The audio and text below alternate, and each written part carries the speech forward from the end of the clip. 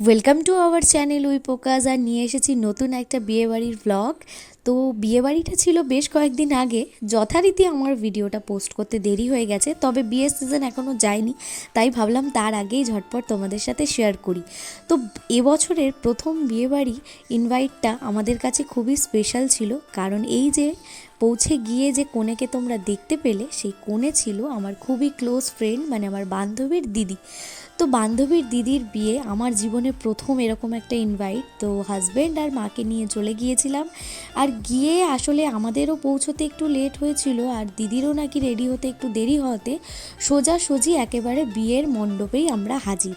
তো দাঁড়িয়ে আর কি গিফটটা দেওয়ারও সময় সেভাবে পাইনি, গিয়ে কোনো রকমে দেখা করে তারপর দাঁড়িয়ে দাঁড়িয়ে দেখছিলাম বিয়ের সমস্ত রিচুয়ালস। তবে এটা একটা সত্যি কথা, বিয়ে বাড়িতে গিয়ে যদি মেয়ের বিয়েতে বিয়েটা স্টার্টিং দেখা যায় তাহলে কিন্তু বেশ ভালোই লাগে, যে অতিথিরা দেখতেও পারে বিয়েটা, তারপর মজাও হয়।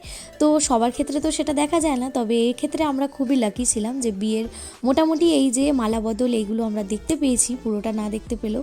তবে দিদি জামাইবাবুকে কিন্তু ভীষণই ভালো লাগছিল, আর দিদিকে সত্যিই ভালো লাগছিল। মানে একটা অন্যরকম যে একটা মেয়ের একটা স্পেশাল দিনে যে পুরো চেঞ্জ হয়ে যায় ফেস, সেটা কিন্তু সত্যিই বোঝা যাচ্ছিল।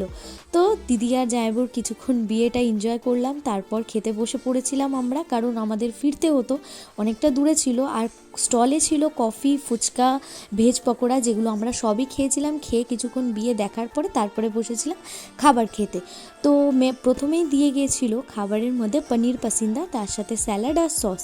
পনির জিনিসটা আমার ভীষণই প্রিয়, আর পনির পাসিন্দা তো আরোই প্রিয়, কারণ এতে অতিরিক্ত মশলা থাকে না।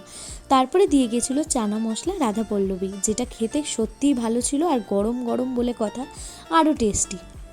তারপর বাঙালি বিয়ে বলে কথা, বিয়েতে তারপর চলে এসেছিলো ভাত, ডাল, ভেজ ডাল, তার মধ্যেও ভরে ভরে পনির ছিল, আর দিয়ে গেছিলো ঝুরঝুরে আলু ভাজা। আর এই আলু ভাজা দিয়ে ডালটা আমার সব থেকে বেশি প্রিয় বিয়েবাড়িতে। আর তারপর চলে এসেছিলো দই কাতলা। বান্ধবীর দিদির বিয়ে বলে বলছি না, তবে প্রতিটা রান্না জাস্ট দুর্দান্ত হয়েছিল, মানে মুখে লেগে থাকার মতন, একদম ঘরোয়া, ভীষণই টেস্টি। তো দই কাতলাটা খাওয়ার পরেই চলে এসেছিলো চিকেন কষা। সত্যি অনেক দিন পরে একটা বিয়েবাড়িতে আমি ভীষণ তৃপ্তি করে খেয়েছি। লাস্টে ছিল এই যে সন্দেশ, রসগোল্লা, চাটনি, পাঁপড়। তো খেলাম, আর খেয়ে দিয়ে তারপরে চলো তোমাদের সাথে শেয়ার করি, যাকে তোমরা দেখতে পেলে সেই ছিল আমার বান্ধবী। তো সত্যি খুব মজা করেছি, আশা করি তুই ব্লগটা দেখবি। আর দারুণ হয়েছিল, ভীষণ মজা লেগেছে, একদম নিজের মতন করে আমরা এনজয় করেছি, খাওয়া দাওয়া দারুণ হয়েছিল। আর ভিডিওটা তোমাদের ভালো লেগে থাকলে প্লিজ লাইক, কমেন্ট, শেয়ার করে দেবে। যারা নতুন দেখছো চ্যানেলটাকে প্লিজ সাবস্ক্রাইব করে দেবে। আর কি বলবো, সত্যি তোমরা এই ফটোগুলো দেখে এনজয় করো। আর এখনও আমি তোমাদের সাথে বলতে পারি, ভয়েসটা দিচ্ছি, কিন্তু সেই দিনটার স্মৃতি সারা জীবন মনে থাকবে। তো ভিডিওটা ভালো লাগলে লাইক, কমেন্ট, শেয়ার, চ্যানেলটা সাবস্ক্রাইব করে দিও।